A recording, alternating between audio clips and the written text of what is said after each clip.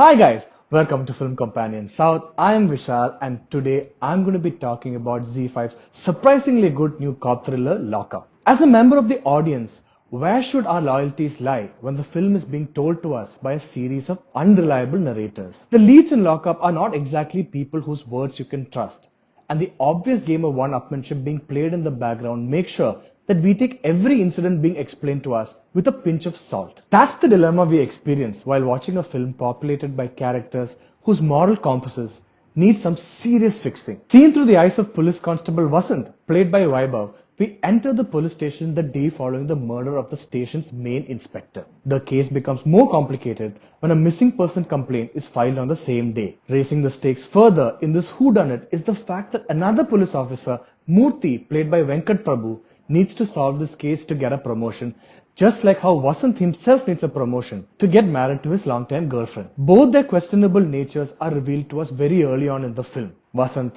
who has a picture of Mahatma Gandhi hanging in his house, looks closely at a mirror as though he doesn't recognize the person he's looking at. Murthy, on the other hand, is more comfortable in his skin as the hardened police officer who knows the unethical nature of the profession he is stuck in. In one of his dialogues later on, he tells Vasant that fear is a feeling experienced only by people who expect happiness. As someone who looks at life itself as a burden, Murthy has no qualms doing whatever it takes to get ahead. Unlike Vikram Vedha, where we try to understand the grace in both the leads, here it's quite the opposite. It's not about the good versus the bad. It's more a battle between the bad versus the evil. But that's only a part of what makes the film different.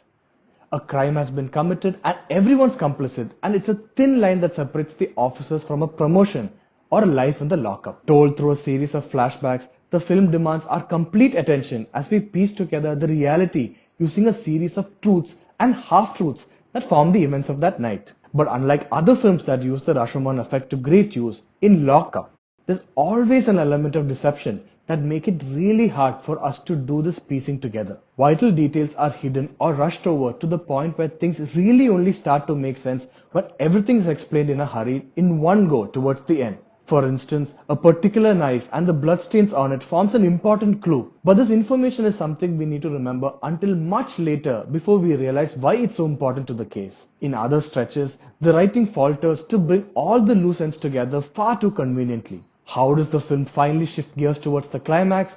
Oh, that's when Vasant just walks in on two people planning their revenge. How does a character get caught stealing? Oh, because she just walks into a room when the camera's already rolling to record something intimate. It's not that these scenes are in any way implausible, but it's just the overall rough back and forth nature of the screenplay taking its toll on us. But given that it never takes the audience lightly, there's also a rewarding payoff towards the end.